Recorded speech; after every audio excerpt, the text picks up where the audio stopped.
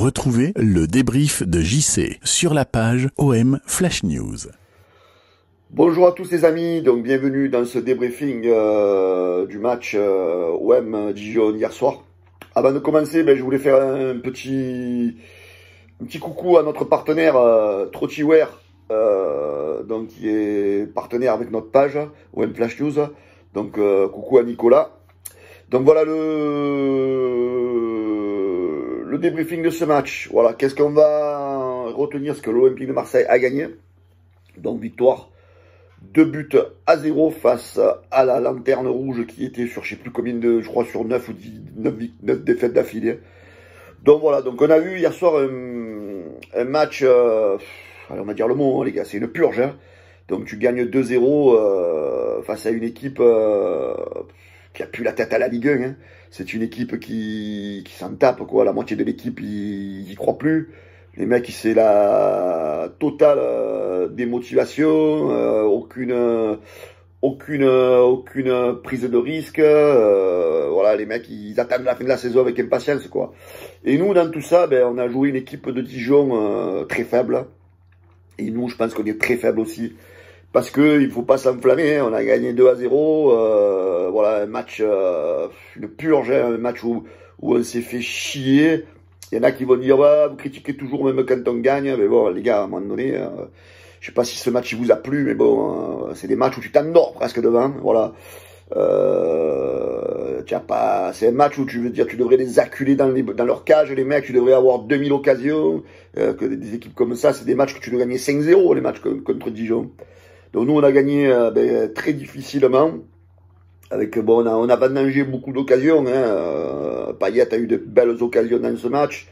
Les demi-temps se ressemblent plus ou moins. Je veux dire là, tu ouvres le score juste avant la mi-temps sur un but de la tête sur une corner. Donc un beau but de Balerdi. Hein. Bon, le petit jeune qui a été critiqué dans la semaine. Donc il s'est bien rattrapé. Hein. Il s'est bien rattrapé. Il a mis un beau but qui a permis un peu à l'OM d'ouvrir le score juste avant la mi-temps. Voilà, le problème c'est des genres de matchs, si tu marques pas dès le début face à une équipe qui reste recroquevillée en défense, tu vas avoir du mal. On a eu du mal. Voilà, certains de nos joueurs, Thauvin il a essayé mais beaucoup de mauvais choix. Enrique prend pas assez de risques à mon goût. Milik est trop esselé, pareil, trop de maladresse du côté du Polonais. Voilà, une deuxième mi-temps qui a beaucoup ressemblé à cette première mi-temps. Pareil, voilà, tu vas doubler la mise encore sur un défenseur. Hein, pareil, c'est Alvaro qui va dévier le ballon et c'est un Dijonais qui l'a contre et qui l'a mis au fond de ses cages. Donc voilà, donc un match terne où on se fait chier. Voilà, le seul truc qu'on va retenir, c'est la victoire. 2-0, ça te permet de recoller au classement à Lens. Tu reviens à un point de Lens. Tu peux espérer cette place européenne, mais bon, vivement que cette saison se termine, les amis, parce que qu'est-ce qu'on s'emmerde quand on regarde les matchs de l'OM. Moi, tu regardes les autres équipes, même Lens, franchement, ils ont un jeu qui est beaucoup plus fluide que le nôtre, beaucoup plus rapide. Nous, quelle lenteur. Alors, on s'était dit avec Sampaoli, on va retrouver un jeu offensif. Oui, on voit qu'ils essayent, mais bon, qu'est-ce que c'est lent, qu'est-ce que ça manque de vitesse. Qu'est-ce que j'en ai marre de ces passes latérales. Qu'est-ce que j'en ai marre de ces passes en retrait. Voilà, donc vivement que tout ça s'arrête. Il faut pas en vouloir à Sampaoli, hein, parce qu'on le voit hein, sur son man de touche. Il est en folie le mec, mais le mec il fait avec ce qu'il a. Pour lui aussi c'est une purge. Hein. Pour lui c'est vivement la saison prochaine. Quand il voit les joueurs qu'il a, certains, faut arrêter. Sampaoli, avec cet effectif, il ne pourra pas faire du Sampaoli, quoi. Il est là pour attendre la fin de la saison. Pourquoi pas espérer un miracle, cette 5e place.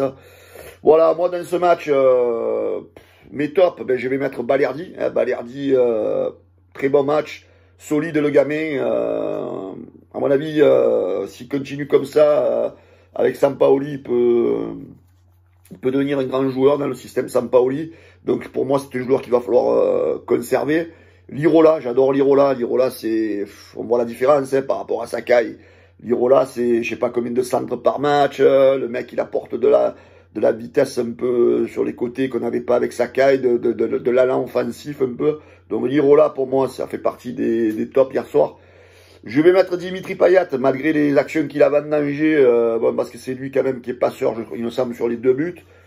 On a vu qu'au niveau physique, il a quand même fait des progrès, il est plus... voilà, il a la ligne, on va dire, hein, voilà, donc voilà, Dimitri Payet, bon, allez, on va dire, bon, c'est pas le grand joueur, il a manqué des grosses occasions, mais voilà, bon, allez, il est là. Alors dans mes flops, je vais mettre le petit Enrique, donc vous savez que moi je le défends, hein, je suis une grande défenseur du petit jeune qui se fait beaucoup tailler. Mais là, il me gonfle parce que pour moi, il prend pas assez de risques. Une grosse mango. Je veux dire, il tente pas les choses. Je veux dire, il va pas au fond des actions. Il tire pas assez au but. Voilà, donc je trouve que ce jeune, il faut, s'il veut être plus titulaire, plus souvent, il va falloir qu'il ose un peu. Donc à un moment donné, voilà, allez, Enrique, ne te contente pas d'être que passeur. Essaye de marquer des buts, essaye de dribbler, essaye de frapper. Tente des choses, mon ami.